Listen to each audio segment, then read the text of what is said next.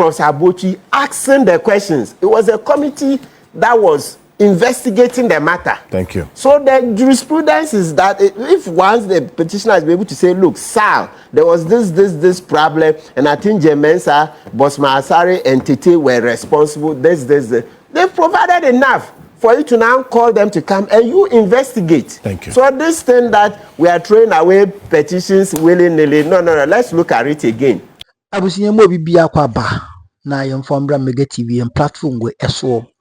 Lawyer Martin Kpebu a private legal practitioner oyonumunyamfo na wura no nitima bobil yeka embra in fact onimimra papa one MPP Richard Ahiagba Director of Communications Edema MPP amanyuko no aclash na Professor Gyampo enso shippers and harbors authority rights I stand to be corrected CEO NDC for no woman appointment ono so ye professor abusuanya no kwa Samsona ND apia kubi a former member of parliament edema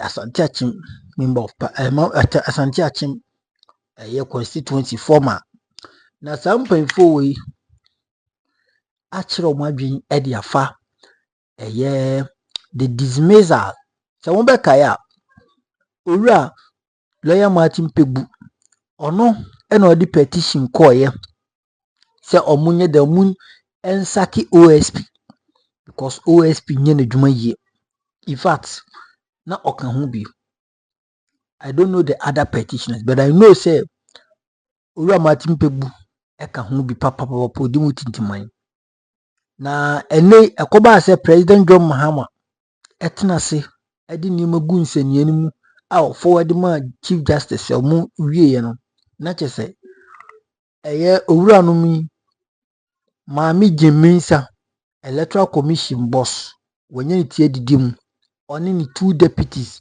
owura ye freno Bosman Asare eni Samuel Tete Samsona okopiem ewo special prosecutor for Seja Ben a ono nso the special prosecutor no ono nso wenye ni tie didim ena bisa se Martin Kpebu say no so mo de sal issue ni kan ho asam trophy one anloni sa ne manema no a mo trans for 4 years so omunyanya member of parliament ono no ontiase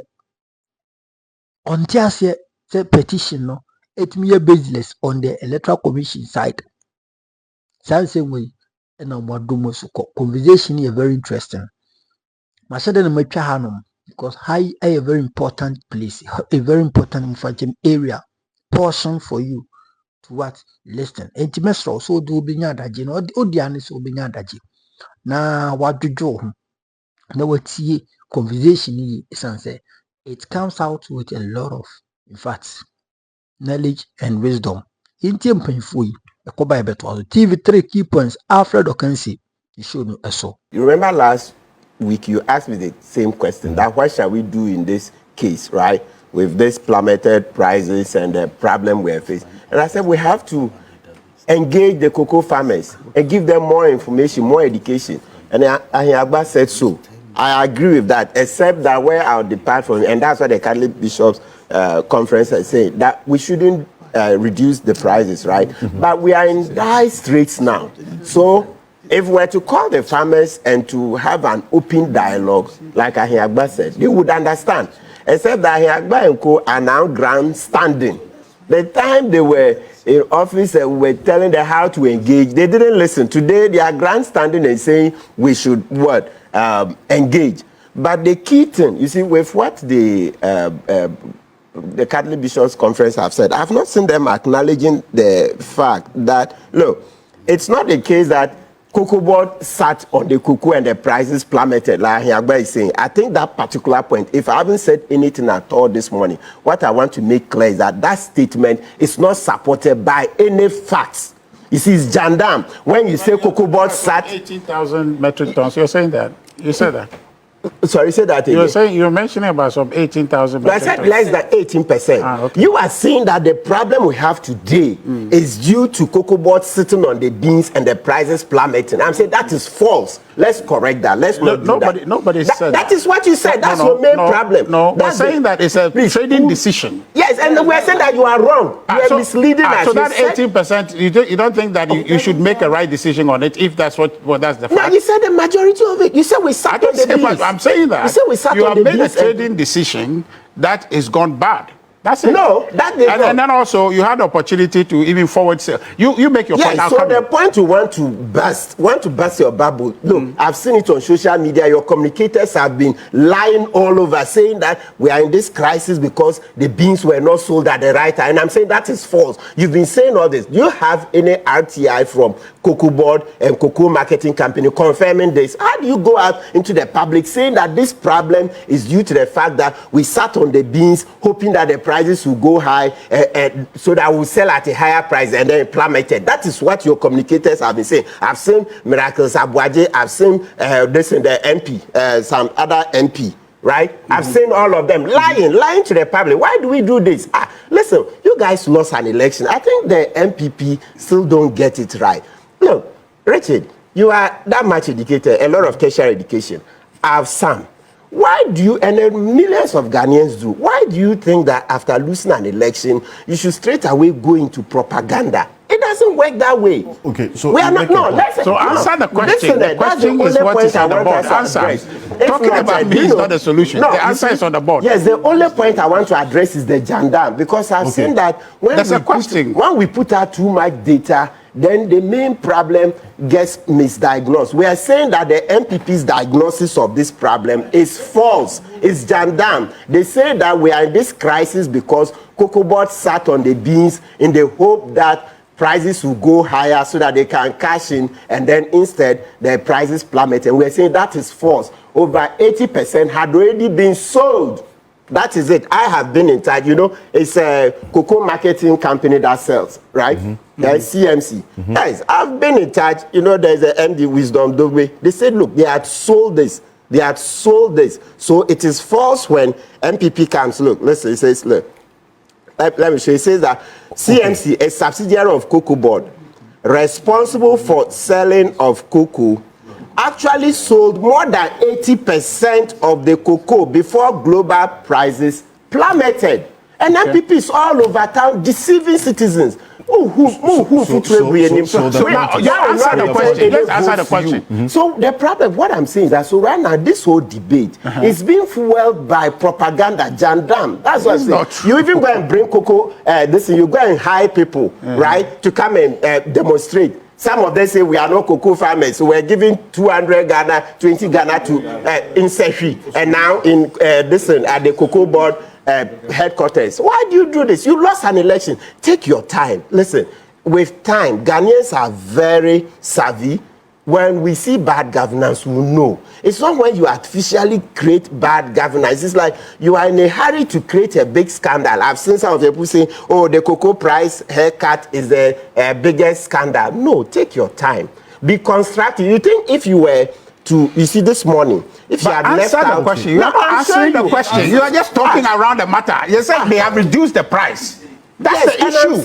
And the farmers are demonstrating because the price has gone down. You are not addressing that. You are talking to me. Am I a cocoa farmer? I've addressed it. Let me repeat. I've addressed it. I'm saying that the farmers, if they are engaged, if the figures are put on the table, everything laid bare, they would understand. But they haven't said that last week. It's an engagement that you talked about as well, that you are saying has to be done. Last week we even did so. We said that no, government should engage the farmers, do this is stakeholder consultation, let bear the figures, and they would understand because they are also Ghanaians. They are Ghanaians, so that when prices are better, they will get better payment. But right now, as I said, the key thing we are suffering is that these MPP guys are fueling the debate with false data.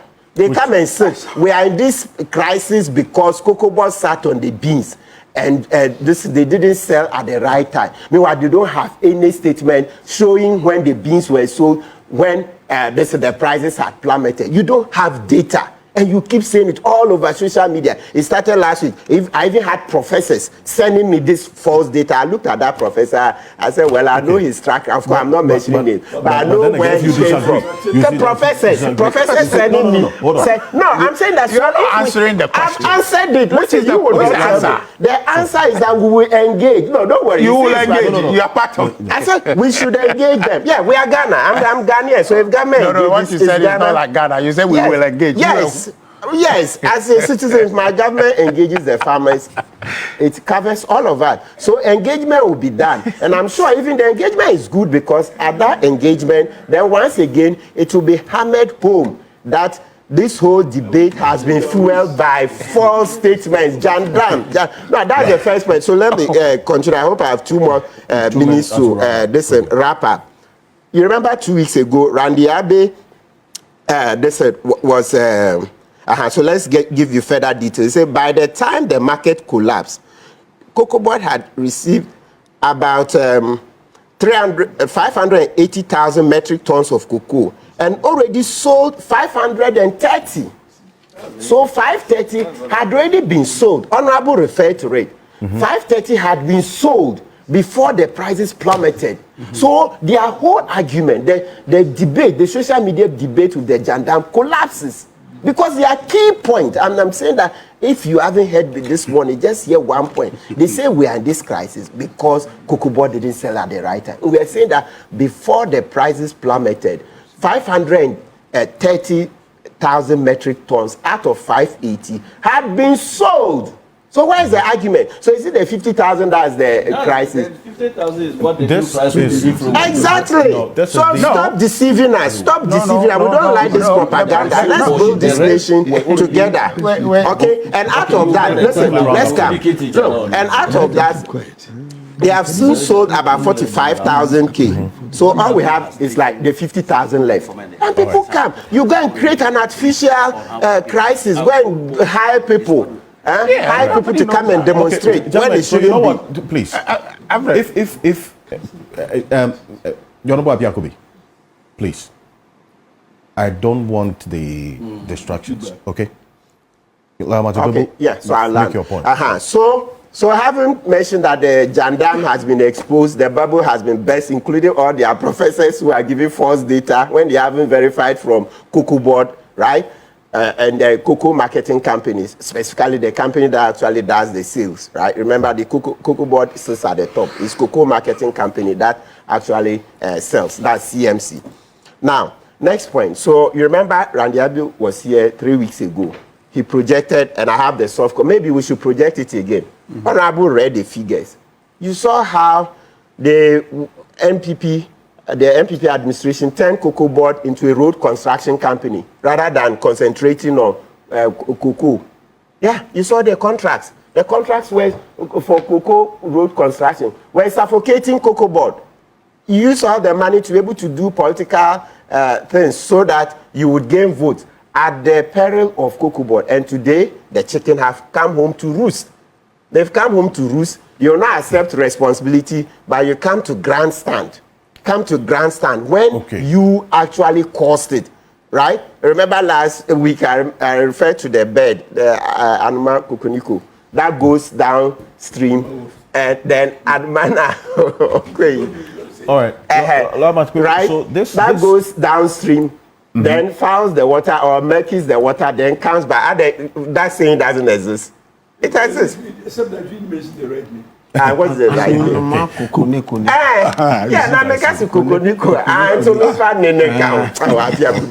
what is some education? Yes, if you are doing that, you have to quote it right. That's what he's saying. It was like the last NI. And so after I didn't mention a different name altogether. This is Kukuniko. So it was like Kukuniko. Bye-bye. So, and that's the way we do it. So the point is that now, having created this problem with your redirecting COCOBOD, derailing COCOBOD from concentrating on managing an efficient cocoa buying then regulation system into a road construction company that was spending recklessly, including awarding some of the cocoa roads to what? Chairman Wuntumi. Remember 2020 elections, etc. You saw it. Chairman Wuntumi, Ashanti Regional Chairman of the NPP. You see cocoa roads awarded. They were distributing like Kose or Kulikuli, free, anyhow. And now the chicken, including Baumia's brother, he's called Ibrahim Baumia. This cocoa he was matter. also given the cocoa contracts, sole sourcing. It came at social media. We bashed them, sir. Then people came and said, oh, he's a contractor, big time contractor. All those contracts, Chema Wuntumi, Ibrahim Baumia, etc. That is what we are reaping today. So please, I agree that the NPP should be the last to do grandstanding on this. When you want us, you see, you want us to support you, come on the positives alone. When we see negatives, we know. It's true that, look, when a new government starts, there's a lot of goodwill, right? And then when they perform, it can last. If they're not performing with time, it will dwindle. But when you are too much in a hurry to erode the goodwill, then we see that you don't really mean well. All you are looking for is political power. You think we cannot see through the difference if you just concentrated on the good? Oh, let's push forward this way. Let's push forward. We are also responsible. We want to hold so that we go forward. You think that message, we don't know? We know. But where your emphasis is on the negative, which turns out to be gendarme, you will stay in opposition far longer. Take it from us. Ms. Ahiagba, to respond to a number of things. Okay, first off is now the establishment based on no. If you comment, he will respond. I'll give him that. So, two things. This particular 50,000 tons is what, based on the verifiable data that Honorable Ataisa put out, this current price is being sold at. The cocoa roads has a history. In fact, it wasn't initiated by your administration. It's one that you inherited. Yeah. Over 26 billion cedis road contracts under cocoa roads is what you signed off, as against the 30.1 billion that COCOBOD needed as its working capital to buy beans. Why did that happen? So I'll answer your question, but you see, I want to ask. So what is this? What is my good brother suggesting, that cocoa road started under us? No, I think. Is that what he's saying? No. So that point is invalid. Okay. Is my brother saying that COCOBOD debt started with MPP Akufo-Addo? Is that what he's saying? No. So that point too is invalid. Now, what is left standing is a decision they have made to reduce cocoa price. I'm saying that decision is not strategic. Lawyer is saying, oh, MPP this, MPP that. It's not about MPP. Right now, as he's speaking, there's a farmer, a cocoa farmer, who is watching us and saying, what in the name of God is this guy talking about? My price has been reduced. My price has been reduced. That's the bottom line. So what is he talking about? You understand? You know, he was talking about some IMF matters and go and come and all of these things. We have history. But today, it is not about history. It's about a cocoa farmer and the price is going to get that the NDC has reduced. When the NDC left power, I sent you some stories, about 3 of them. Okay, one from Citi, one from Reuters, and then another. So it's about NDC and how they handle the cocoa sector. Just give me 1 second. Okay. 1 second. You understand? One of the issues we are raising this morning is that COCOBOD needs 30 billion working capital. That is to trade. And in 1 year, notwithstanding that expectation, that requirement, COCOBOD contracts in road sector 26 billion. How do we justify that decision? I'll answer that question. But you see, unfortunately, I think that I have a feeling. Prof Gyampo has not spoken yet, so I don't want to bring him in. Yes, but I thought that today around this table, me and my senior brother Ahiagba Kubi is supposed to be advocating for the farmer, but somehow I don't follow where he's going. But it's okay. I'm coming. No problem. But I'm coming. You see, here's the point. When NDC, they want to talk about the debt, let me just give him an indication that this thing is not the point. When they were leaving office, they talk about rollovers and the rest of it. When they were leaving office, they took a syndicated loan of 1.8 billion, right? That money they were supposed to spend that to buy some 850 metric tons of cocoa. they bought just about 587,000 of cocoa. Okay? About 262,872 metric tons was not paid. The money needed to pay for that was not there. That Reuters story, I sent you that Reuters story. Okay? That they took the money, they didn't buy the cocoa. There was no money to buy the cocoa. Government and Akufo-Addo had to find the money to buy the cocoa. In fact, if you read the city story, you will see that 20th December, NDC cashed out $400 million out of that money. They draw down on that to do what? That's about 1.69 billion Ghana cedis. They draw down.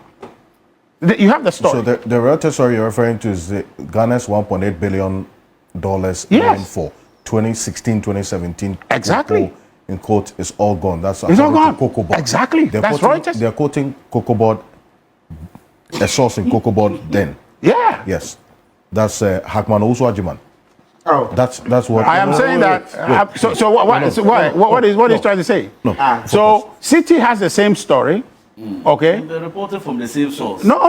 We have multiple outlets. But so where you are getting your information from is not from a source. Everybody getting their story from a source. So what I'm trying to tell you is that it is not today about the debt.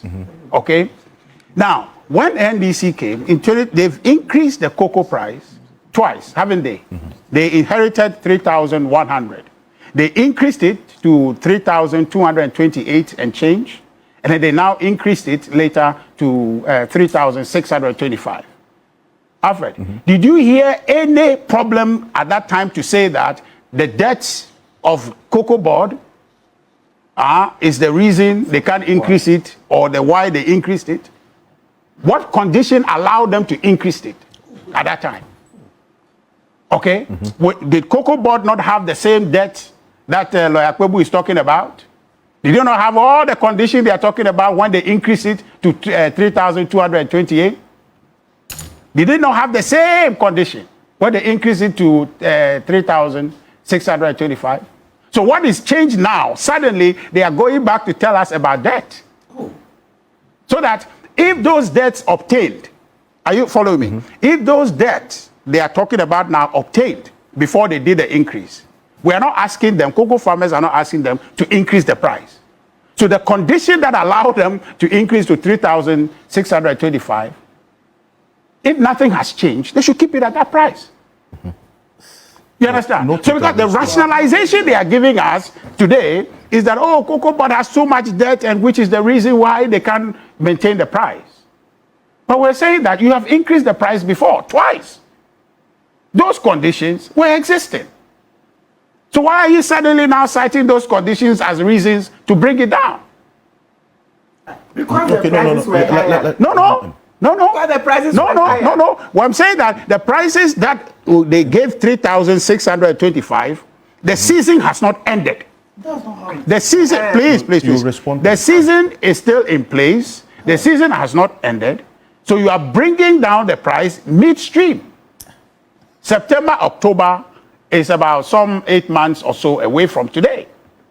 But you are taking initiative now. All the cocoa you are going to buy henceforth, apart from the 50,000 or so metric tons that they had already taken a delivery of, that they are paying at the 3,625, everything they are going to buy later this year from any day after now, they are going to be buying at 2,587. That is the problem. And we are saying that it is not to do with the historical matters at COCOBOD, which you have contributed to. Because when we took office, we inherited Cocoa Road's debt from them as well. Okay, but let me come down to the question of Cocoa Roads. What is the value of Cocoa Roads? What is Cocoa Roads supposed to do? Is it not to enhance infrastructure? Are we saying that suddenly road construction is not a good idea anymore? That where Cocoa Road, in the sense properly construed, is supposed to enhance, okay, access in cocoa growing areas. So are we saying, is a suggestion to make the point that constructing those roads is a bad idea? When we're spending monies to construct roads in Accra, we can't construct roads in cocoa growing areas to enhance, access. If you have been to any cocoa growing area, the roads there are bad. They're bad. So if COCOBOD, per its mandate, is investing to improve road conditions, I don't see anything wrong with it. Now, you can make arguments about the cost of it, but that is not why we are here today. Okay. We are here today because, unprecedented in our history, a chose to cut the prices for cocoa producers. That's a clear short change of the cocoa farmer. No explanation. No, they can bring 10 of lawyer Martin Kpebu's. It won't help because he's going around trying to emotionally say it is yesterday, Akufo-Addo and all that. That will not wash. It is a backward narrative. It's a backward argument. Yesterday is gone. The government today is His Excellency John Dramani Mahama. By the way, lawyer Kpebu should be talking about why is it that they can't pay the 6,500 they promised. Don't tell me about the conditions that obtained. They made those promises knowing that the market is not stable, knowing that they don't control the market. So when you come and you're not telling me that, because the prices are falling, you are not being strategic. Because what it is that if the price where it's at now is going to fall any further, is it a suggestion that the government of Ghana will continue to reduce cocoa price, the producer price? We'll continue. But I'm just saying that that's a path you set us on. And then you are trying to tell me that we are collapsing the cocoa sector. So government ought to be strategic. I don't know who was in the room at that emergency cabinet meeting that suggested to President John Dramani Mahama, and he accepted it. And what evidence they gave him to agree that send Dr. Atuforsen out there and let him tell farmers in the face that we are cutting your price by 1,000 cedis and 30. It doesn't make any sense. No government should do that. We sat here in this country recently when the NDC had to support Jamaica, right? NDC was in government when the banking sector, instead of taking a bold decision to restructure it, they were giving liquidity support to the banks. Why are they not bailing them out? You're bringing other issues. I'm trying to get... wait. No problem, I'm coming. You're bringing other issues. Wait, you see, you are talking about yesterday. We are in today. I'm not interested in about the yesterday conversation. You referenced the yesterday I'm giving him evidence on why it makes sense for the government to bail out cocoa farmers. If the government can choose to give liquidity support to the banks, who are profit-oriented, they had nothing to do with the direct state objective in terms of the economic interests of Ghana, as cocoa does, or COCOBOD represents for the country. In order to save the banks, they were giving liquidity support to them, which they abused anyway. In billions, they gave it to them. So then the cocoa farmer, who has helped and kept Ghana's economy afloat, that one, you look them in the face and say that we are going to cut your price simply because they see the farmer to be a pushover. They see cocoa farmers to be pushovers. They cannot say anything about it. They can't do anything. Once they come out from their high office in the Jubilee House and say we are cutting it down, they should sit and take it and not say anything. They will send lawyer Martin Kpebu here to rationalize it and say Akufo-Addo, DDEP and all that. That's not the point. The point is that people have made a life decision to go into production, to produce for only you, the state. Nobody can buy cocoa in this country. They produce it for Ghana, and now Ghana is abusing the farmers. I'm coming to abusing cocoa farmers and saying that we'll pay you what price we like. And they are giving flimsy excuses about yesterday's debt, when that had no bearing on the seasoned decision you have made to pay them a certain price, and you have shortchanged them. That's the matter. So you can quote IMF, you can quote God, you can quote everybody. The point remains that you have shortchanged the farmer, and that is the matter. I'm not going to allow us to deviate into all that. Thank you. And why? Thank you. The question...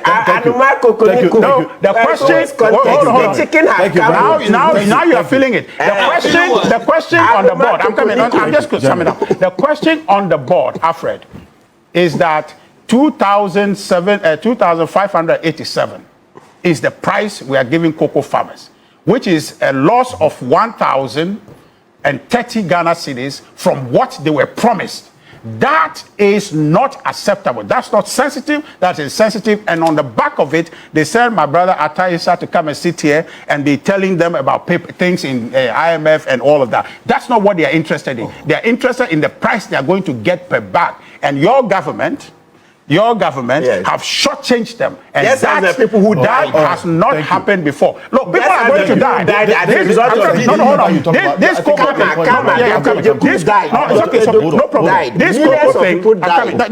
let him just cool down. This thing is going to lead to people dying. If you have been to a rural community before, all they have is some 10 bags of cocoa, and that's what they are going to live on for a whole year. All they have is 5 bags of cocoa they are going to live for a whole year. So people are going to actually die for the decision that you have made. So if you want to talk about yesterday, let's talk about people who are going to die now and find a way to save them. The Cabinet Bishop Conference say what? Sustain the price. President Mahama, listen and sustain the price. Whoever deceived you in that cabinet room, that person must go. Okay, Professor Gyampo, he says this is a not too strategic decision because of how this impacts on the fortunes of the cocoa farmer. Could anything else have been done differently? And Mr. Adamado, I'll come to you. I'll come to you in a bit, because the money that has been paid, I want to find out if you have received it and you've started paying farmers, cocoa farmers as yet. These are the LBCs, you know, the intermediaries between COCOBOD and the farmer. Prof. Well, thank you very much. I think that I'm not an expert in this area, but I've been researching around, trying to understand what's going on. I know it's been a cliche that governance is a continuum. And so when you are appointed, you get into office, you try to take whatever challenges, liabilities on board and try to address them. But it appears that from what I am gathering and from what I'm seeing, even though governance is a continuum, when you get the opportunity to serve in governance, I think the first thing you have to do will be to trumpet the state of affairs of whatever sector you are sent to and let people understand what really is there before you begin to fix. It appears that the current crop of NDC appointees have been overly focused on fixing problems and not reporting the problems before fixing. And I think that it's important that we multitask by trying to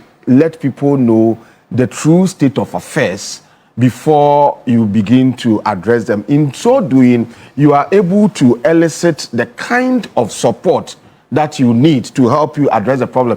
In so doing, you are able to shut up those who may have contributed to the problem, so they don't turn around to come and disturb you as you begin to fix the problem. It is very important. I mean, from what I'm seeing, Honorable Ahiagba has said a lot, and look, he's an MPP statesman. I mean, sometimes we come on this program that we are looking for solutions. It's not important that we cry over spilled milk. I mean, the kinds of things that he's saying, we should be forward-looking and looking at the solutions to the problem. But the point is that whether you like it or not, the challenges of the cocoa sector were not created in last year, just 1 year.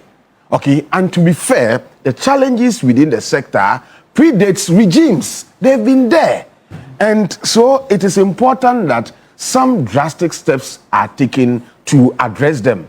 And I'm happy that you can see clearly that some interventions have been announced, and which, when in my view, when properly followed, we'll make some giant strides in making the cocoa sector quite vibrant. We are hearing about the fact that the pricing, what is to be paid to cocoa farmers, has been cut, and so it's creating a lot of hula baloo. Look, I keep asking myself, is it that the President of the Republic or his advisors were that insensitive?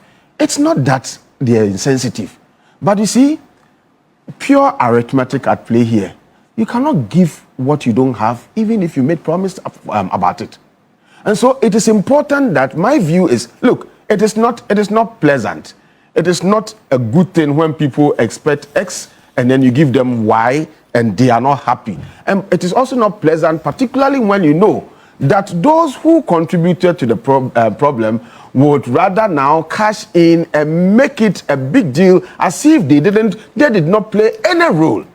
And it is not pleasant. And so my view is that, look, the idea of participatory governance dictates that you directly engage people who are affected by a certain decision that you take. And so our appeal to government that one solution is that the solution is never about pandering to the recommendations and suggestions by those who don't know how to govern, that go and borrow and top up. No. They borrowed, and used what they have borrowed to engage in certain unthinkable projects like cathedral, overpriced dugouts, and holding COVID-19 levy parties in a manner that led to our country being rated a junk, economy. And so the solution is not about going to borrow, but the solution, in my view, is to reach out to the cocoa farmer. Thankfully, the cocoa farmer today is not uninitiated.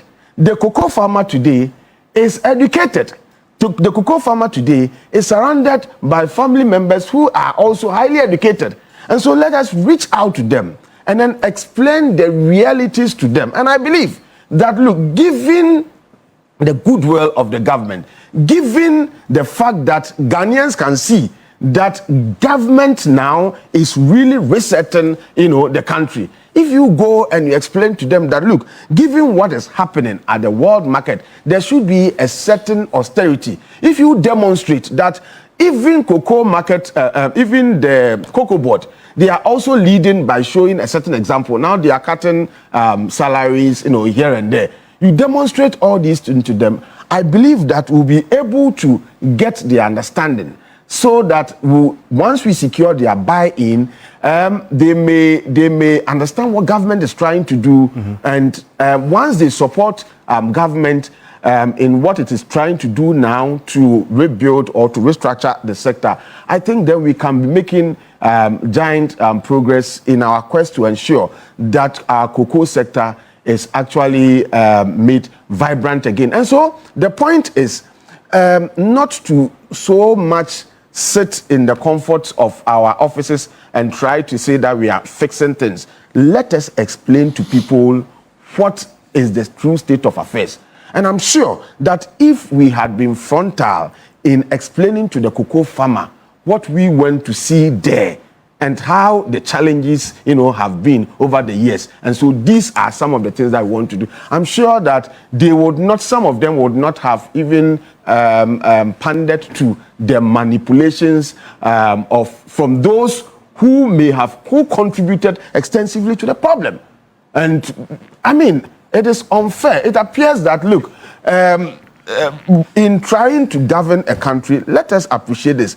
The role of the opposition is not always to be cynical. The role of the opposition is not always to suffer and manifest what I call opposition disease. So whatever government is doing, let us find a way of puncturing holes. I'm telling you that Ghanaians are now discerning. Ghanaians are now wise. They know it if the opposition is becoming cynical. They know it if the opposition is trying to just make the government look bad. And they know it if the opposition is becoming responsible. And let me tell you, look, people have made up their mind, and it is important that the opposition try to appreciate the fact that people are now discerning, people are now wise, people are now always looking for things that are done in a very responsible, manner.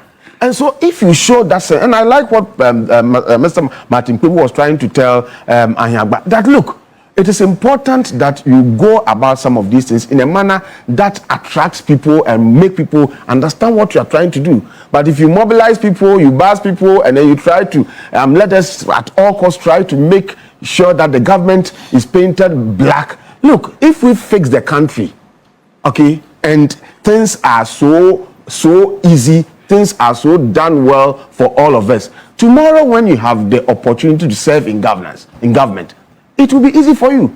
But if the idea is always let us make sure, but you see, and who said it? You just lost election just about a year ago. And you thinking that it lies in your mouth, okay? It lies in your mouth to come and pontificate on how the challenges in the sector that you supervised, the sector that you destroyed.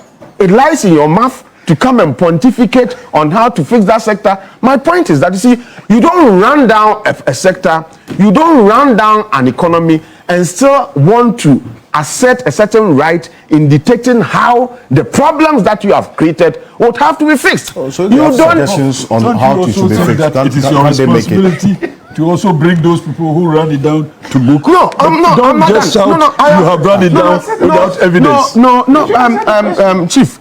I'm not done with what I'm saying. It is your responsibility. Yes. Okay, having explained and exposed what you went to see.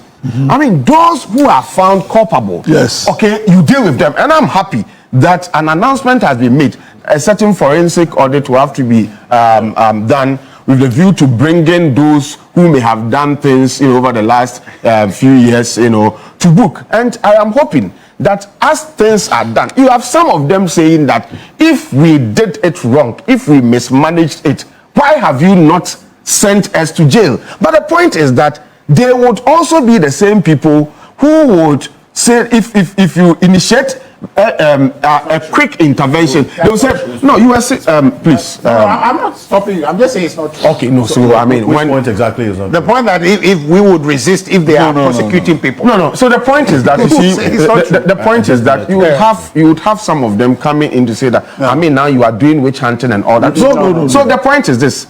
I think there is a consensus on this around this table that a certain culpability, when established must be exposed and then dealt with within the law. Okay, and when people are being dealt with, let us be careful in offering whatever support to the system as they deal with those who may have run things down, so that we will be building using due process. I mean, this is a democracy, so that we'll be building a certain deterrence, so that we are telling everybody that if you get the opportunity to be given the chance to govern or to run affairs or to manage state institution, do it with tomorrow in mind. Yes. Do it knowing that you will not be there in perpetuity. Tomorrow when you are gone, we want to see what you did. And if you did something that was untoward, you are brought to book.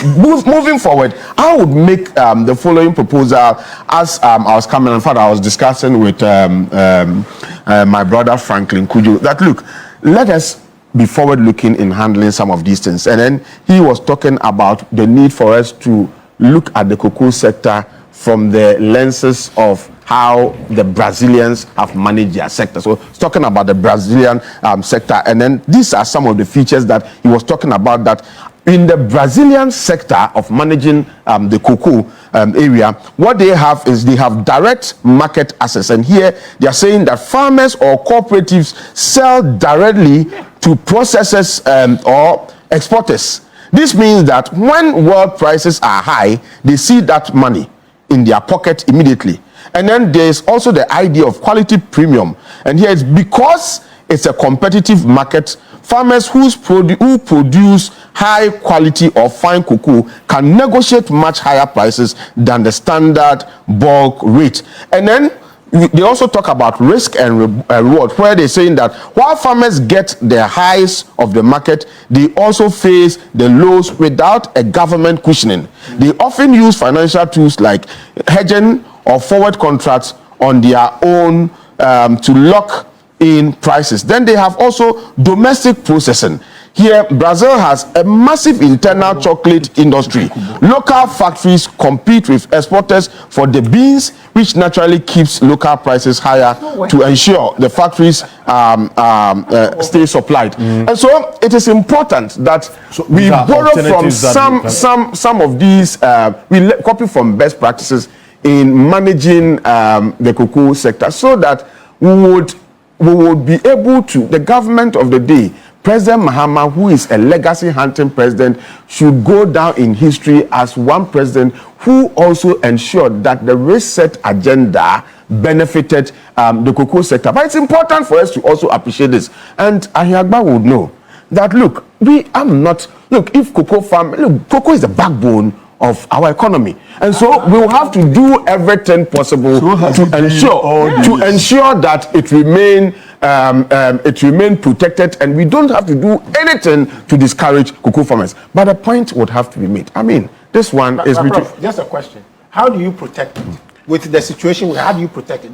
Now you have come to the issue. How do you protect No, so my point is that forward solutions. So my point is that, look, Ahiagba, you know that we are not holding brief. We are not saying that, look, cocoa farmers should be shortchanged. But you know that 100 cedis in 2022, 100 cedis in 2023, or 100 cedis in 2024 is not the same as 100 cedis today. Okay? True. Because of inflation. I'm not justifying that. No. Oh, no. Richard, please don't quote me out of context. Okay, I'm not justifying that. And so my point is that in terms of real value of money, there may have been a slash down of cocoa monies paid to cocoa farmers. Yeah. And in terms of real income, you see, well, in terms of real income, okay, not much, okay, would have been done against them. But the point I'm making is that, look, the idea of participatory democracy dictates that when you are taking some of these important decisions, okay, and you cannot consult all the time in taking decisions as a government, but decisions that are directly affecting a certain cohort or group of people, if you are taking them, it's important that you dialogue with them. It's important that you sit around a certain table with them. I recall one day during the time that the first year of President Mahama's administration, when labor unions were negotiating about their base pay and all that, he himself stormed the negotiation and then went to talk to them. Mm-hmm. And that alone was played a certain role. And so I'm saying that gesture. A certain gesture, okay, from the top echelons of authority must reach out to the cocoa farmers. Like, they are Ghanaians. They have seen, okay, if it had happened that they were not seeing what is happening in Ghana, they have seen the extent to which inflation has been reduced. They have seen the cedi dollar rate. They have seen the cost of living coming down. They've seen all the interventions that are being put in place and that are yielding tangible results that can be seen by Ghanaians, including those who are seeing, and they tell you behind the scenes, and then when they get out publicly, they say that no, they are not seeing anything. The cocoa market, the cocoa farmers are seeing it, and so it is important that with this achievement, okay, within the span of 1 year, space of 1 year,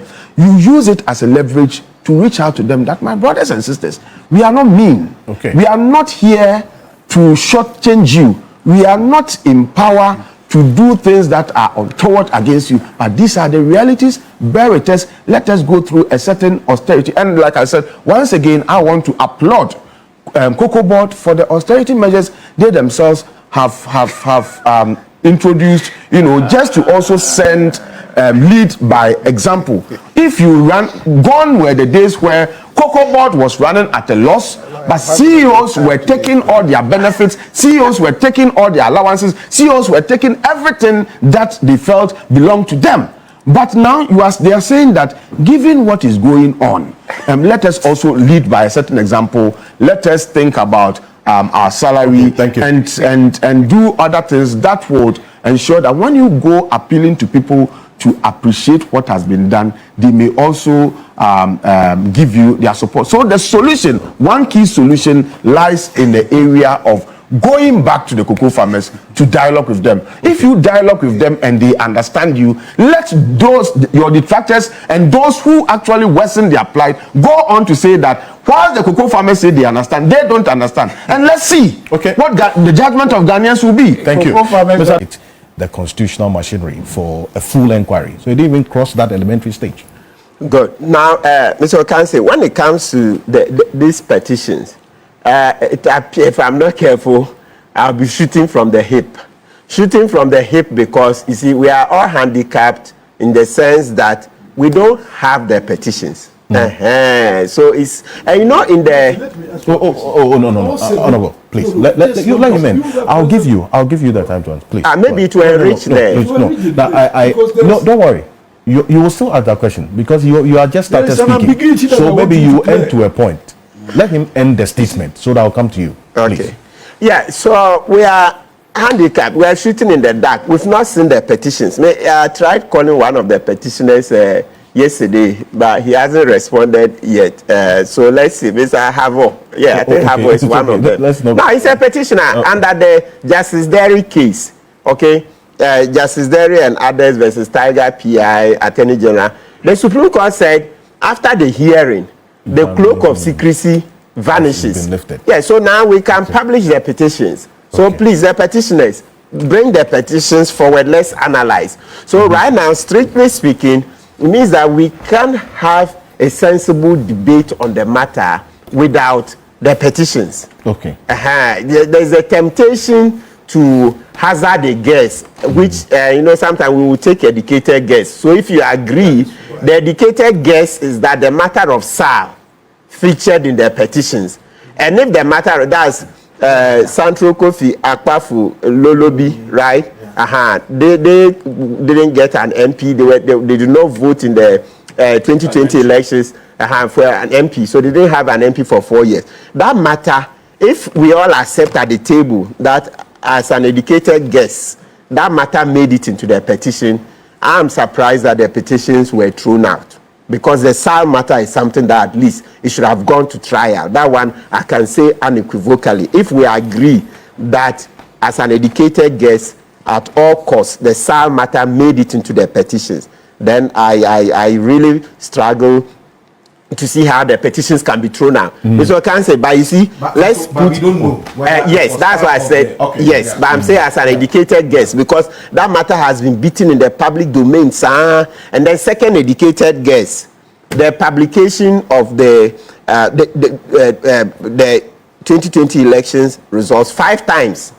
What's a comedy of errors? One election results, 5 publications. They publish one, there's an error, then they withdraw, then they correct, republish, number 2, error, withdrawn, then republish, number 3, up to 5. It was a comedy of errors. If that doesn't speak to incompetence, what else can it speak to? Number 3. No, the previous point you wanted to make. Yes. Are you? No. Yes. Let me ask you the question. 7 petitions against who? Because we are talking about 3 people. Who are the petitions directed at? The 7 petitions were against the EC and her 2 deputies, and 3 against the special prosecutor. Article 146 expects an individual's petition against an individual. So when you say it's against 3 people, who are the specific petitions against? Right. We cannot petition against the commission as a group. Or as an institution. It is directed at individuals within that institution. So who has that information? But by interpretation of law. No, I'm saying that we can proceed without knowing that nitty-gritty. No. You should know who is responding to which petition and the issues in the petition directed against a single individual, so that the CJ had an opportunity of looking at the petitions against Ahiagba, the petition against Martin Kpebu, the petition against, and the issues could be different. I see. So for our purpose, I think we can assume that's why we are talking about. But you cannot petition against the. No, I think that point is well made. But all of this comes back to the point you made, that we don't have the benefit of the details of the petition. Yes. So that's the limitation. I hope you agree. So we've put in the caveat that we are doing an educated guess, that these are the matters that we raise against the EC and the deputies, right? Okay. And let's put it in context. Very important. It's good Mr. Ahiagba is here. The MPP has agreed that Jim Mensah must go. She's not fit for office. The NDC have they agreed? Yes. No, wait. Justin Kodria. Because you are putting yes, a personal opinion. And you haven't reprimanded him. No, you haven't Justin Kodria, let's Google it. Justin Kodria. But that point is not even valid. The NDC wanted the hair gone. what didn't they say that? They wanted her gone, so does that mean that they certainly by that he should go? No. It's the law that must work, and not what somebody says. Petition for somebody. Yeah, it's the law. So if somebody says Yes, that, so they're expressing their personal So the opinion. point I'm making, see, we are trying to create the context. Let lawyer Martin Kpebu, let him end because I'm saying that NDC said Jimesa should go long time ago. Thank Does you. that mean she should go by their Thank you very much. Lawyer Martin Kpebu, Hey, the prodigal son. This prodigal son that went move on, please. The prodigal son is back to cause trouble again. Move for it. Okay, all right, yes. So we're saying that look, this is a management team that both NDC and NPP agree must go, and we know democracy is crowd wisdom. So you see the context, and that no wonder after the decision, I've received many calls, WhatsApp messages. People are upset from both camps. People are upset. So this we have to be careful. We have to be careful. Look, we are citizens. It's crowd wisdom. Democracy is crowd wisdom. The larger majority of public discourses have gone against the EC chair and the deputies. And so if we're saying that SAL, the biometric register we did in 2020 had to queue up in COVID, etc., endangering people's lives, then publishing results 5 times, etc., are not enough for Jimesa and her deputies. Bosman Asari, who said NDC is an existential threat to our democracy, etc., then I don't know what again will qualify. So this particular thing, I'm sure people will represent petitions. No, people will represent, because look, one thing is clear to me, that this management team of the EC, the Jimesa and her 2 deputies, cannot be at the helm of affairs come 2028. Look, the more you keep them in office, it's as if the whole of Ghana, we don't have enough talent. Because those people in office, that's our best too. Public office is for the best of our best. So this telling us that 34 million, Prof Gyampo sits here, etc., was Bosman Asari not your colleague? Even he was a year behind you or your classmate, mate, right? So what is it that is in Bosman Asari? So you say the door is not shut? It's not shut. Okay, I'm sure there will be representations of petitions, because the groundswell of anger at the decision, etc., it's clear to me that there will be new petitions presented, and hopefully those should go through. Because one thing is very clear, that Jane Mensah and her deputies cannot be in charge come 2028. We can't. This is Ghana. Ghana, you see. The law, right? But what law? Not wishes. It's law. By what law? If the chief justice says when it comes to, he's the lawyer. No, he's the lawyer. The saving grace is that the chief justice has only less than a year to leave. In December, how does that impact on the? Yes, so new petitions, you get different mindsets. Yes, hopefully. Yes, because so are you saying that hold on? Are you saying that the chief justice is guided by law in arriving at a particular decision? It's not by his own whims and caprices. That is true. Yes. Yes, the law, you see, yes, so he is doing the analysis. Yes, it's subject. Yes, exactly. That's what. Yes. Yeah. No. You see, the thing is that when we say guided by law, in law, no. Exactly. I want to hear one person. Look, in law, we have different philosophies. You see those who are positivists. Then you see those who belong to the natural law school of thought. Then you see the sociological jurisprudence, etc. So you see 2 lawyers seated, and then different minds, the same law, different minds, right? So we don't help the debate much when we just say it's law. It's a lot of personal idiosyncrasies. Law is guided by a lot of personal idiosyncrasies. Yes, a lot. A law leaves a lot. But in this instance, how does the Chief Justice's own personal biases or idiosyncrasies influence an outcome like this? We don't have much. That's why they always say when you write less, when you speak less, there's no opportunity for anybody. Because you said I'm giving general think differently. I'm giving general education that the purposive approach. Yes, that's what I'm saying. Different schools of thought, right?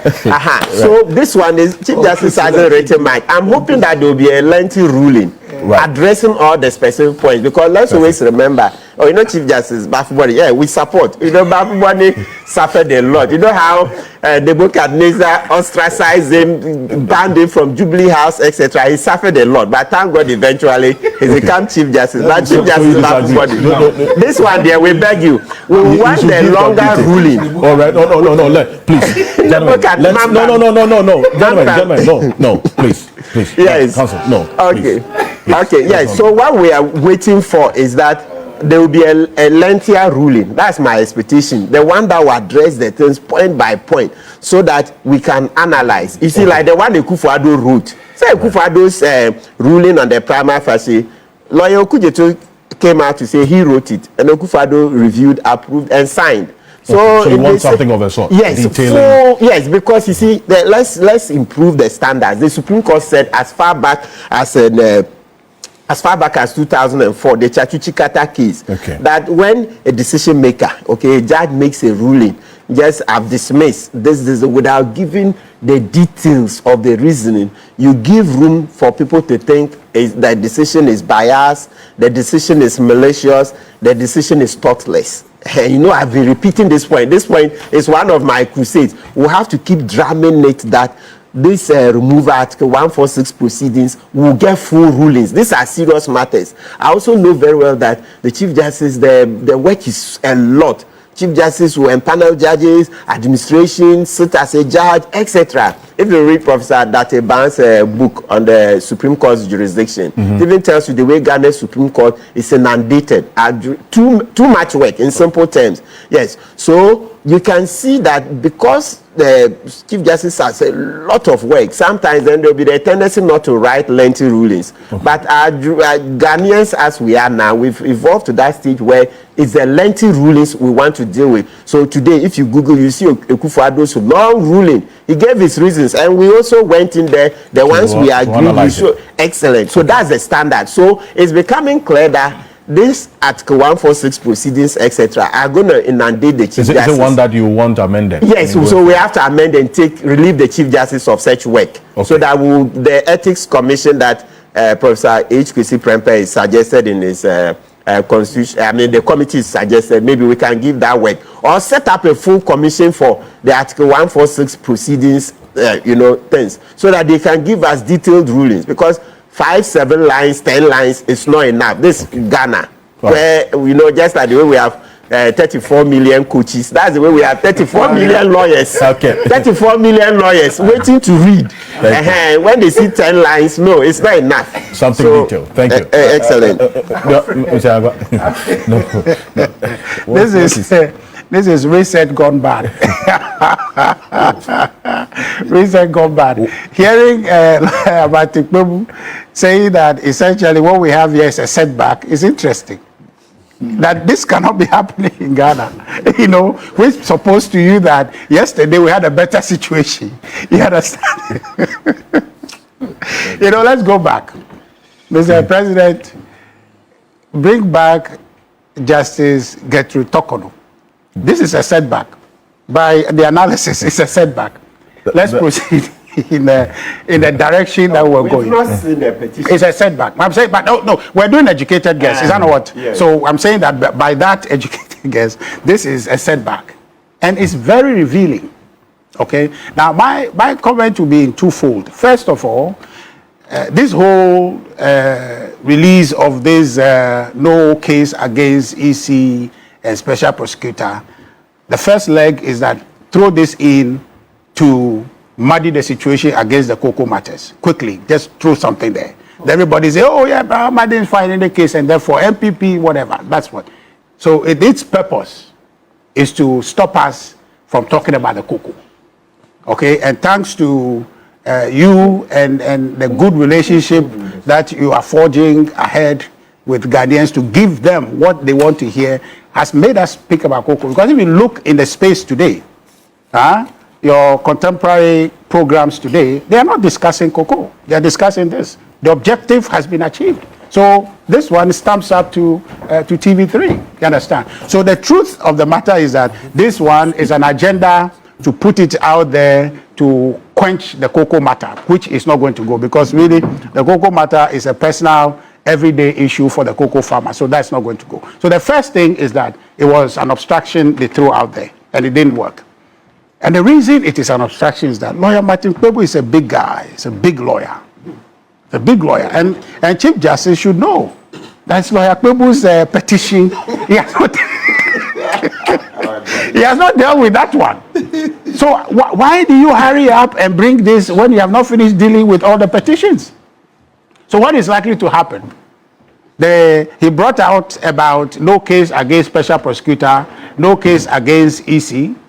So, but then his petition is still outstanding. So what's going to happen to that petition? What will happen to your petition? We are waiting for it. You understand? To come out. Yeah. So, but it's clearly not regular to do that, because you receive a certain number of petitions to do a certain amount of determination about two separate issues. You have not finished with all the petition, but you have released your report. Oh, just went later. So maybe he wants first in, first out. You see the queue. But it's the same issue. Okay, so yours will be determined later. So we should wait for the special prosecutor to be removed when yours is considered. Yeah. So the point is that this is done because they wanted to disrupt the issue. But the point I am trying to wonder about is that... Do you make an emphatic... The point you have made, Prof, you made emphatic statements here when Akufo-Addo was in office, the kinds of things. In fact, I'm not going back. I'm just on the point. What my good professor and lawyer Kpebu. You said you are going forward. Yes, I'm going forward. You are here, so because then I will respond. I'm coming. It's a point. It's a point. Reference a statement that was made by your chief scribe. Yeah. Does it represent the position of the party about the EC chair and her deputy? Just put that point on ice. What I'm trying to say is that why are you determining wait, questions you answer? He's taking me back. Does it because in the midst of that you try to clarify the position? Yeah, I'll clarify it. Does it represent the position of the party? I'll clarify, but I'm just saying that, listening to lawyer Kpebu and Prof Gyampo today, I wonder if they know President Mahama is the one in government. They are still talking about Akufo-Addo. You understand? Okay. They should deal with President Mahama the way they dealt with Akufo-Addo. The integrity matters. And I think on this matter, on this law thing, I think the Convo is coming along. But Prof Gyampo, I'm expecting on this cocoa matter, he was all over the place talking about MPP. No, I'm not going back. I'm just saying. Okay. I'm just saying. He's not talking about MPP as if President Akufo-Addo was. But you see, you have to appreciate the problem, the cause of the problem, and you tell the cause of the problem. It does not lie in your mouth. You don't destroy something. Somebody is fixing the cause is in opposition. Listen. The cause is not in office. But in your mouth also to tell the problem, and when somebody is fixing it, you become the one detecting how the person. We are on this one. We are on this one. So when I'm saying defecate on yourself, leave the place smelly, and then somebody is wiping your mess, and then you are saying that you are detecting how the person. You are supposed to wipe it. You say you can wipe it. Please. So when it is being wiped, you don't detect. You campaign for the person who said he will wipe it. Now he has come, he can't wipe it, and you are talking about the person you said could not wipe it. So what does that make the person who has come down? But you are detecting how he does the wiping, and I'm saying that is unfair. It's okay. No, but you are the one who campaigned for him. He said he can wipe it. He has come, he can't wipe it. Tell him he said he will wipe it. You are detecting how he wipes it. But you should tell him. You should tell him. But you campaigned for him. So you should tell President Mahama you messed up by doing what you have done. You can say. Why are you talking about MPP? It doesn't lie in your mouth to detect how the wiping is done. No, it doesn't lie in your mouth. In fact, the point is that we could have just talked about cocoa. No. But we'll talk about this. Yeah, we'll talk about this. But I'm just saying that. Just so my good professor gets back on point. What we have before us is a government that is supposed to be delivering for our country. When they are doing it well, let's say. When they are not doing it well, let's say. But let's not be talking yesterday as if Akufo-Addo is saying government. When the campaign you did led to us losing power. So now today we have a government that must deliver for Ghanaians. Okay. That government is not delivering for farmers. And we are talking to that. I'm coming to that, right to that point. So if you don't come to the studio and talking as if Akufo-Addo is still in government and forget that the government that is there today is failing. That's the point. Okay. You should talk about the failure of the government because it affects all of us. So do that. So the point is that this whole EC matter is much ado about nothing. No, I asked a specific question. Yeah. Your general secretary made a statement. He didn't speak for the party. Okay. It was not the party position to be communicated. He said his bit. You understand? MPP didn't say that we want Jimesa to go. We didn't say that. You understand? By the way, the NDC in opposition says the Jimesa would go. In fact, they said she would go. Why is she not gone? Because it's the law. You have to go by process. And that process, begins with the Chief Justice. And the Chief Justice says he doesn't see any wrongdoing. It's not anybody's place to say that he must go. Somehow, lawyer Martin Kpebu thinks that they must go. Personalizing the issue and say, oh, what is in Dr. Bosmasari's head that is not in my own professor's head. That's not the point.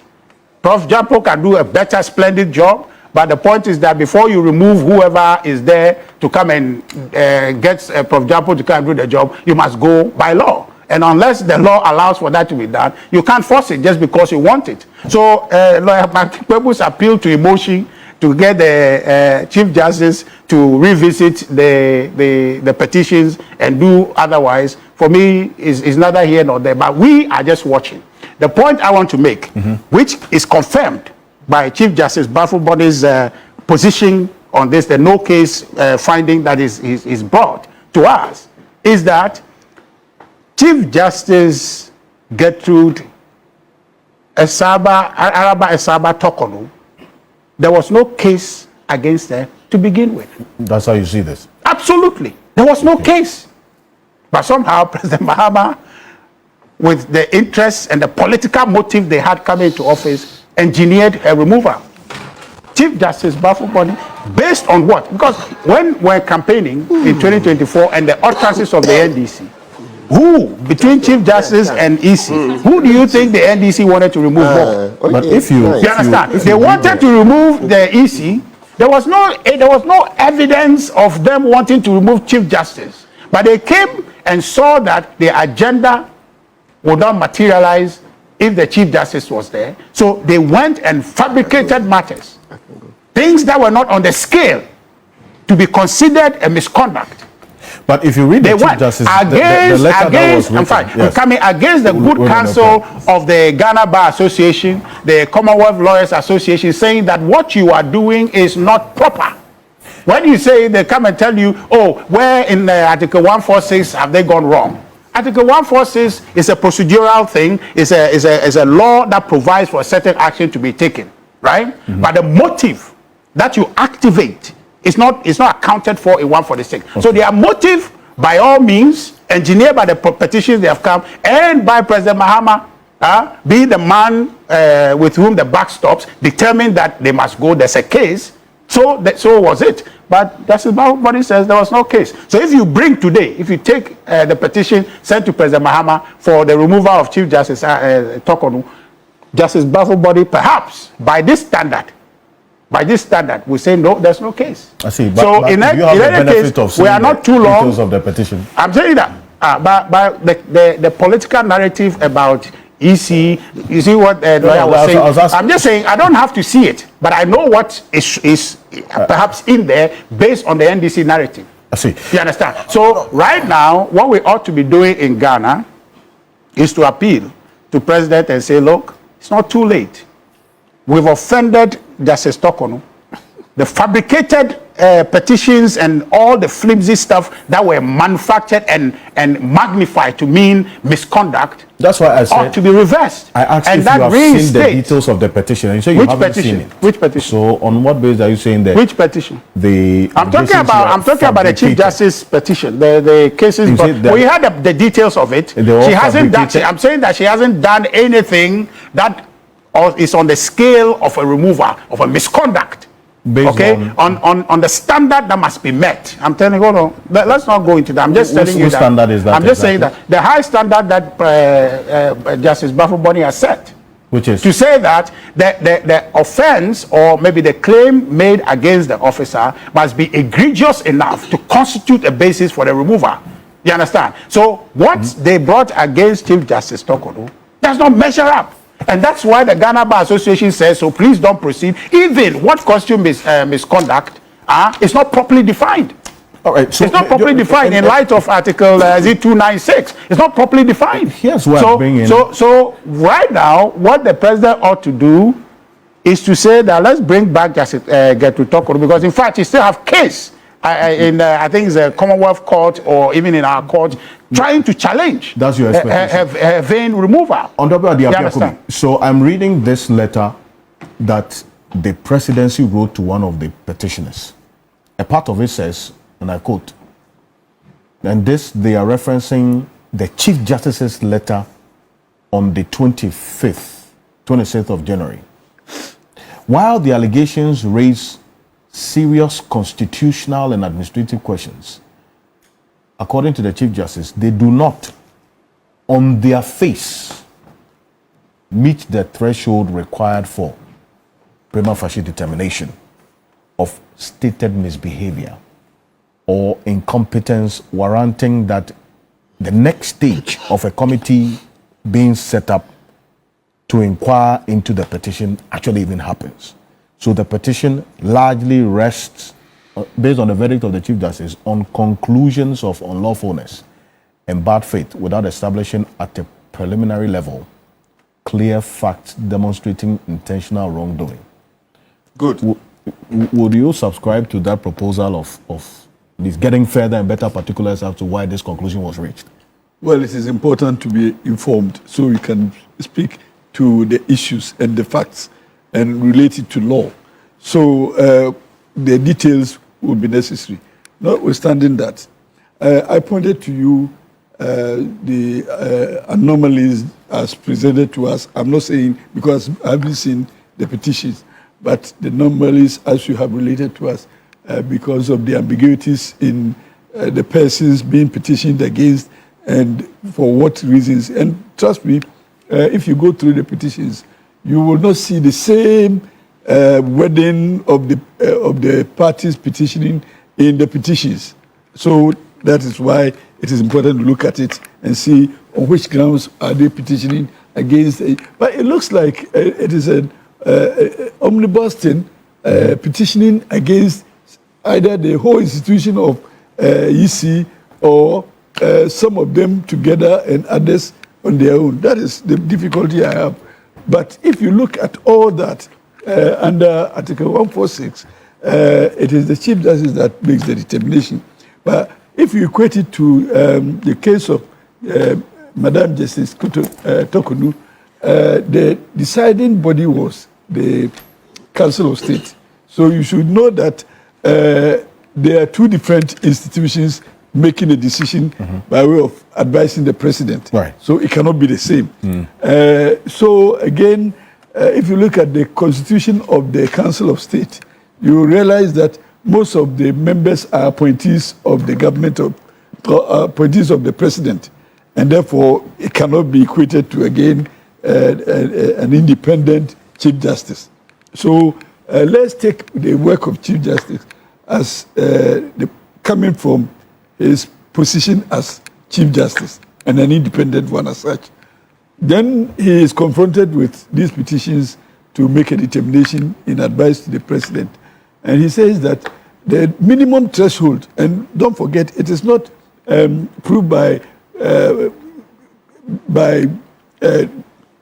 the preponderance of probabilities, and again, not by proved by all means that it is fallacious, but it is the minimum standard, prima facie case. The standards are different. Beyond reasonable doubt, is quite different from this one. And he is saying that based on this threshold, even the minimum standard could not be met by the petitions. That is what Chief Justice is saying. And for which reason there is no need at all to proceed further in the process. And this is akin to the submission of no case. The standard is so minimum that if you don't meet those thresholds, and the last words of my Lord Chief Justice, he says, intentional. Granted that in the process you can even identify some shortcomings. What Chief Justice is saying that you cannot allude to the intentional conduct of misbehavior. And therefore, if there was some element of misbehavior at all, and you know, in the criminal world, it is actus and mensa. He's saying even though mensa could be, the intention could not be deduced to support the mensa. And therefore, he says that they couldn't pass the elementary test. I'm not privy to the full context of the petitions and all that, but who am I to say that a Chief Justice could not get it right?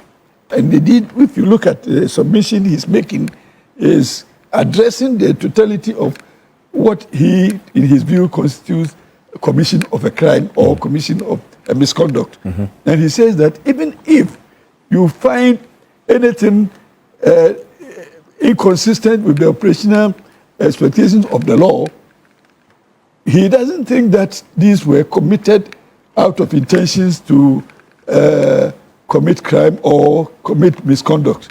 So I have no reason to doubt the competent integrity of the Chief Justice. No. So he has a constitutional mandate to interrogate the petitions and come out with the advice, and he has so done.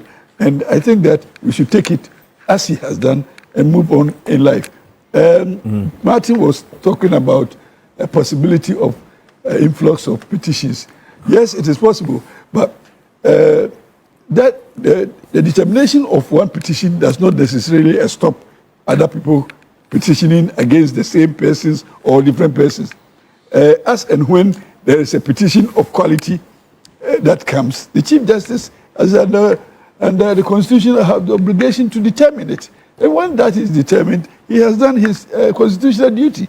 So I think if the 100 more petitions will follow, and looking at his schedule of work, and Ghanaians who want to take him away from his core function and let him consider petitions, that's for him, he has nothing to do.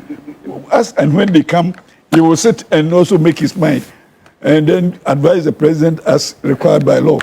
So I am not, in fact, this decision is also telling Ghanaians that don't waste too much time when you come with frivolities. Make sure that you have evidence to support the cases we bring to him. And the nature of the game is evidence. So the Chief Justice of all people has taken the time to look at the petitions that come out with a decision. I don't think that we have to belabor the point. Chief Justice has a constitutional mandate to do what he did, and he has given us his opinion. I think he has finished. Okay, thank you. Prof, I should have done. Okay, so thank you. You see, as Martin indicated, for the first time in Ghana's political history, this is the first time that the political elites or the two main political parties were ad idem about the call that the EC chair should just be shown exit. This is the first time that they were. Oftentimes, oh, my friend. Prof. No, there are things that you've said. There are things that you said. I want to respond, but I've decided not to. Please don't. I've decided not to respond, so you allow me to flow.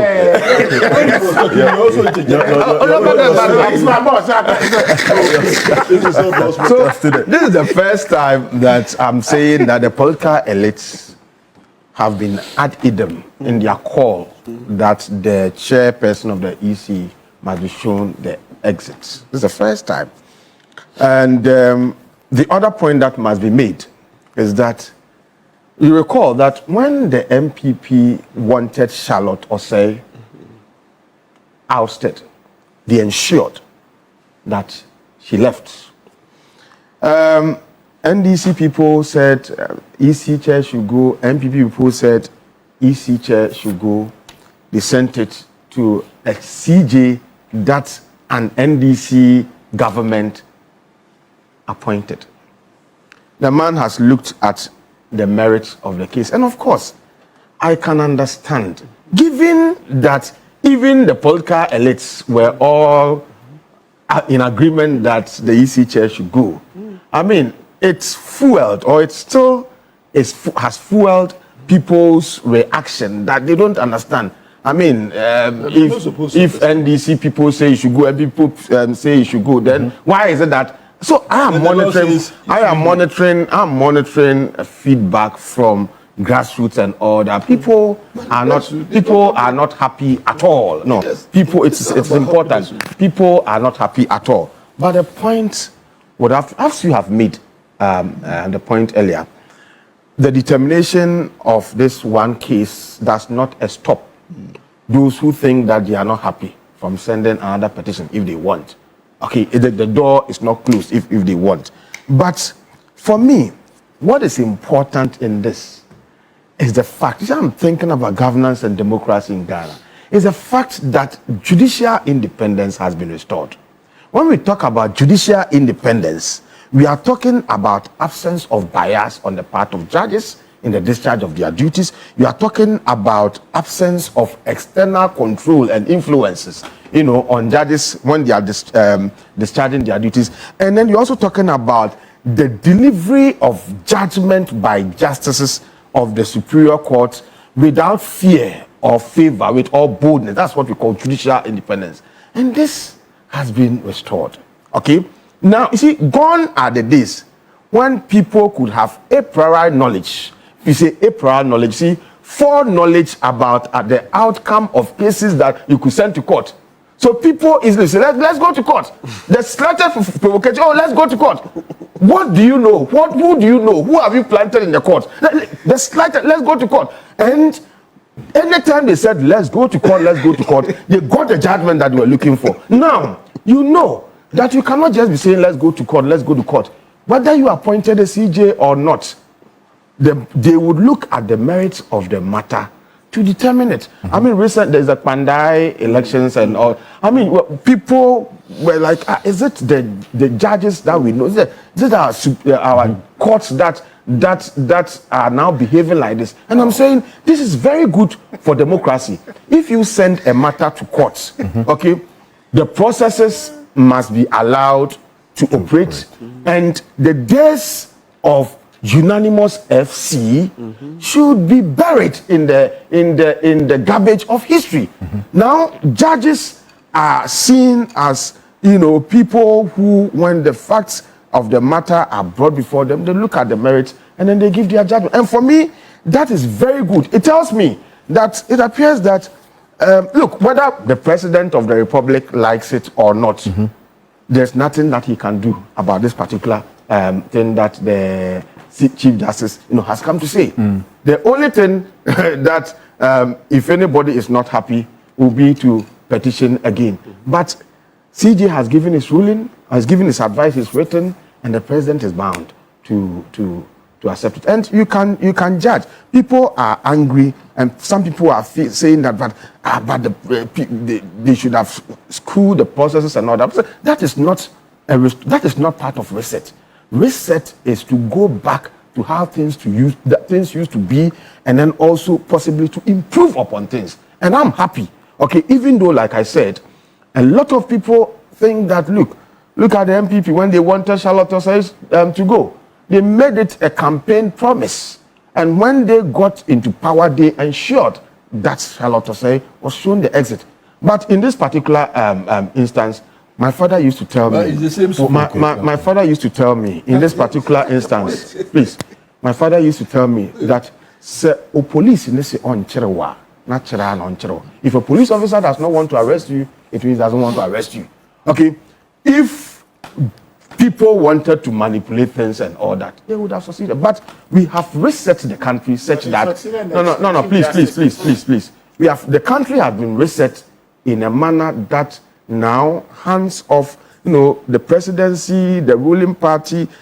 They send matters to court. We are not interested. It is not like previous time where people, top echelons of a party would, at the slightest provocation, will be there. If you like, go to court. And then when they went to court, they go to court matters that ideally should take months or weeks in tabling. They go to court, and within 1 minute they get the Supreme Court, the court's justices to sit on it and all that. I mean, these things have weakened our institutions. These things have weakened our judiciary. And I'm happy that though some other people are expressing dissatisfaction, generally the principle or the idea of judicial independence has been restored. And do you know what it means for democracy, for judicial independence to be restored? Do you know the the number of investors that even this, okay, when people are coming to your country to invest, one of the things that they look out for in investing is the level of independence of your courts. Well, they don't want a situation where they come to your country and then a government just gets into your business and say, I've nationalized it, I've confiscated, and the judges are in bed with the government and then you take over.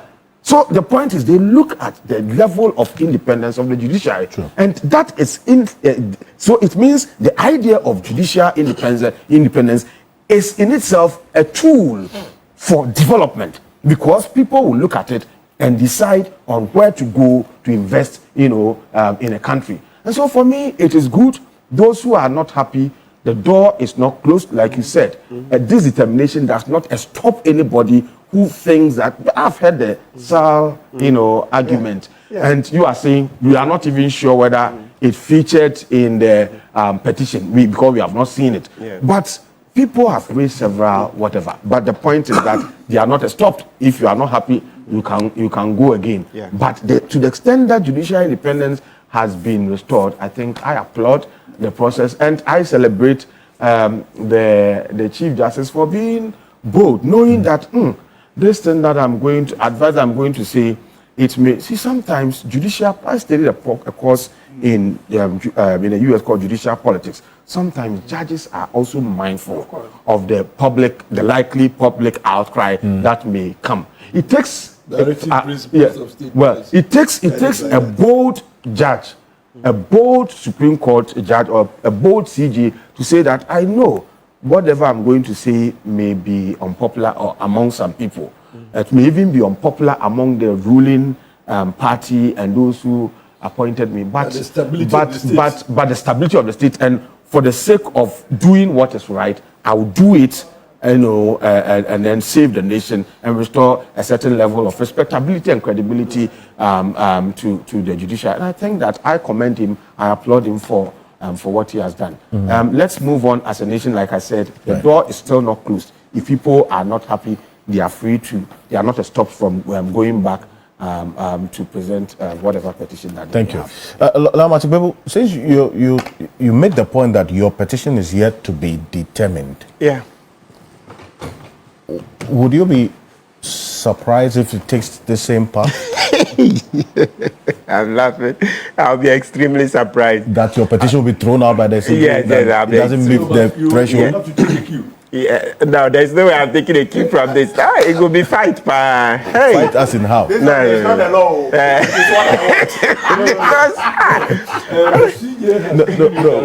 Take a cue. No. Each case is different. Must win. That's why I'm asking. But at least if you look at my petition, it should win. It contains a lot. So no matter what, at least if you should stick, it contains a lot. So to be able to, so you'll be surprised if the CJ says, look, based on all of it, there's no basis to activate the machine because it doesn't meet the preliminary or the minimum threshold. Absolutely, on the face of it. Yes, absolutely, because you know that. Look, as I said, in natural fact, let's mention this. As I said, we want to respect the Chief Justice's role. I mean, in doing the prima facie, etc. That's how come we've not published the petition. Otherwise, you know that under Act 959, the Office of Special Prosecutor Act, there is no provision for secrecy. When you read Section 16, which deals with petitions against the removal of the Special Prosecutor, there is no provision for secrecy like what you have in Article 146, saying that there should be in-camera hearing, etc. Right. So my understanding is that, so properly speaking, if my petition had leaked, it would not have offended any law, but at least it's good that for protocol, yes, we make sure that it hasn't leaked, right? But after the CJ is done, I'm sure it's no longer even leaking. That one, it means that in any event, there was never any prohibition against publishing it. So in that case, we'll be able to publish, then we'll analyze the things I put in there. They are very serious matters. They are very, very serious matters. It's no child's play. Which you can prove beyond reasonable doubt? Absolutely. The standard is not beyond reasonable. That's a criminal trial. Beyond reasonable doubt, we use it for criminal trials. But this one is civil in nature, so it will be on the balance of once you have in there, balance of probability. And let's make this point. Yeah, and the prima facie is the first step. That's to say, if the Chief Justice were to find that some of the allegations, there is a bit of merit, there are serious questions, then the Chief Justice will go ahead within 14 days when it comes to special prosecutor to set up the committee of 3. And then under Article 146, then they will set up the committee of 5, right? To do the proper trial, like what we had in the Puaman committee hearing, to do the proper trial. Now, so let's note that because it's civil, it doesn't have to be proved beyond reasonable doubt. And also, the key point we want to make is that lawyers, quite a chunk of lawyers, insist that under Article 146, the procedure is supposed to be inquisitorial. So when we say inquisitorial, the committee itself has a responsibility to investigate. Right. It is not like the normal court proceedings where, okay, you brought your case, you must prove it. No. Look at 146. There's been jurisprudence to say that it said the committee shall inquire. It's not the normal court process where everything should hang on your head. If you make some allegations and they look serious, the committee is supposed to investigate, right? And not just say that everything is on the head of the petitioner. That's not correct. I think it's good that we go back to that jurisprudence so that we are guided. But somebody will say that's when it gets to the committee stage. But shouldn't that also influence the work that the Chief Justice does? Shouldn't that influence what the Chief Justice does? That's to say the prima facie. So in doing the prima facie, should we just say that the Chief Justice would look at only what you've brought? So look at Article 146, Clause 7. Why you round up for me? Yes, it says that the committee appointed under Article 14, under Clause 6 of this article, shall inquire into the petition and recommend to the President whether the Chief Justice ought to be removed. So that's just one of them. So I'm interested in the word inquiry. Shall inquire. You say it. Then if you go to 1465, it says the committee appointed shall investigate. So you see that it's a committee that investigates. So they didn't say you, the petitioner, when you come, everything is on your head. Yes. It's an investigative body. So you remember the World Cup, or at least, or even Ayawasu West Wagon. You see, the Ayawasu West Wagon Commission, you see, Professor Abuchi would come. Oh, Professor Abuchi, our condolences. Professor Abuchi lost his wife. Very tragic. I mentioned it about a month ago. Yes, our condolences. Be strong, Prof. Be strong.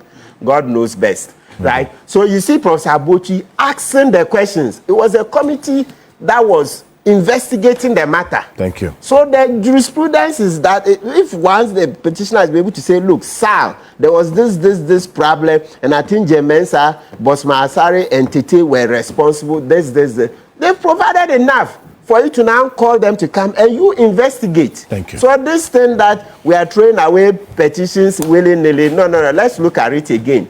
Under 146, it's not the normal court. You have brought your matter, everything rises and falls on your head. No, 146 is not a normal court. It's an investigative committee, and it's the duties on the committee. So the committee to do that investigation, and that's how come if you see Commission of Inquiries, you see that the commission has its own lawyer. It's the lawyer who would ask, bring this, bring that. You remember Abuchi? Thank you very doing much. It excellently, and previously all the other commissions. So I think that because it's thank you, gentlemen. I'm going to have to go for a quick break. Yes, enti na chese ensem no eno no na utie Martin Kpebu a tum say ono no OSP no so munyini kura na petition na go through na shada nye ne ya se easy no en shada nye ne ya o hwe ne actions na hwe ne nkasa ya in fact en shada nye ne ya said the electoral commission no and miss our petition well. I decided to come can but I have to because a yasema sebi a yeshi electoral commission mistakes are why right from 2020 organizing elections. Ema nipa nwotwe okupie nwo Bono East, Techiman South, Martin Kpebu are right. The constituency, I stand to be corrected. Nipa maku watchi, including innocent chats. Including what? Innocent chats. You get me? And almost all in the name of what? Election. Yehun taxa omwashishe armed armed equipment. They have been armed. Our did tuo ehwe nipa so ebotuo pa so monya sebi wuramunam bi na omoye den omo ekunu nanka unya wuramunam kra bonu tuo ba otutuo ba akopɛ basankofo wei etna ase edi tuo hwe nipa so ebo nipa mako ngotwe tuo e Techiman South we na ase dun kati akokan no wo ayi mami omo kan say we na koyo ya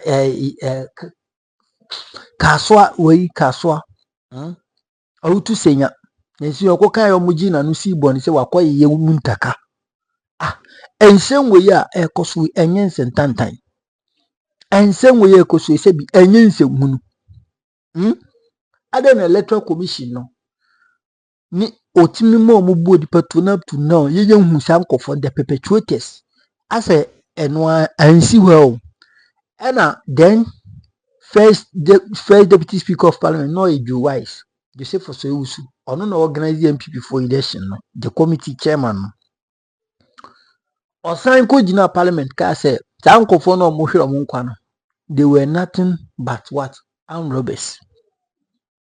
Akwada wadi 8 years itimi young robber emanye I just said Ghana obi petumi a ena otimi kansa ansem no ni na afi electoral commission ni nhyehyɛ bɔne a odigu akwan mu mami jiminsa ni nhyehyɛ bɔne a odigu akwan mu a yebu binom ye kan ya wanti ase na eno nko anyo no nko abusuani si after 2020 elections na ombra simpie so e may declare results no mami declare results baako mienu miensa enan enum ensia ekɔ no nwotwe so you kuruma up to now for her history go and check records the Akufo-Addo ebedi president from 2020 to 2025 January 6 we don't know meaning she win the go and check the figures Akufo-Addo ebedi president Akufo-Addo ebedi president from 2020 and I say from 2021 January 7th to 2025 January 6th Yehubi Ukruma. And what are you saying?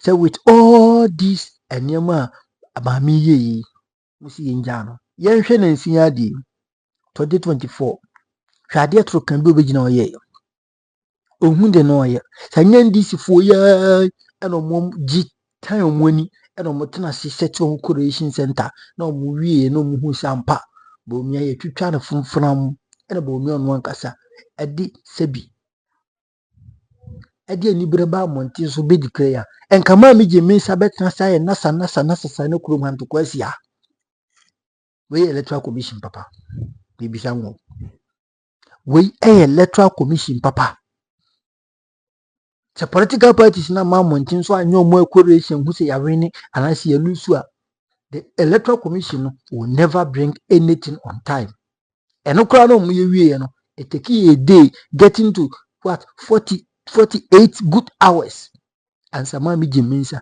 8 be present results ono kra no me declare obaya bo menya 4 million mo kan say Rajon Muhammad wa wini enya 6,000 mo kai sa asem no na minim se sa obitimi nya 4 million elusu ma obitimi nya 6,000 enwene okan wie ya o say it is finished thank you kise ma wie madwuma me koda na mo ndc fo masoso abaye awi so ma me wi so amana senya yeden abetena se although so ntimi wie ni election but this woman adia waye electoral commission she shouldn't have been stayed there right now and also mo ye mo sake no eti na Martin Kpebu ene ne nkrofo tena se no mo kise mo feel I mean embarrassed about this dismissal issue. Omudika many omu eya adwene 100%. Me no mo ya adwene 100%. OSP ni no nso ye hu ni dwumadi bia oni na nkurom ha e na oboro ho safo hene. Asif se kido frata obetim de na ba ye sa me de kido frata e ba ye ko hweb no nya mfa ne nto Interpol red alert kra. Attorney General didn't who would answer all making attempts. These are the people and petition drew on him and one say a catch on Samunko Namunkoda, a human yet. A yemi ya send this for a masanko for a sutium post. It pains me a lot. Said these people crooked, these quacks are still what assuming their positions. And it pains me a lot. It's no shame Martin Kpebu and Crawford no much no more condemn. In fact, no quan so pepe. They are what giving out their best. No quan so. Now, Edding said John Mahama Mumu obey attacking because Urano he is not vindictive. Obia also say why any bonibiano or near na been so the bonibitianaka obema kama ebechi on wankasa. John Mahama, why na adwin so no omfa boni ntua bode ka na mu obema kama aiden achi wankasa etiensem no ena yakwakuti ade aba no mesro so bachira wadwin wo comment section nim na wa like this particular very video ebe bo papa wo like ebe boy yani beje ho na wa subscribe bunya subscribe wo ya dawroma yani sa pepepe di fama mega why mesro adawroma subscribe na like it.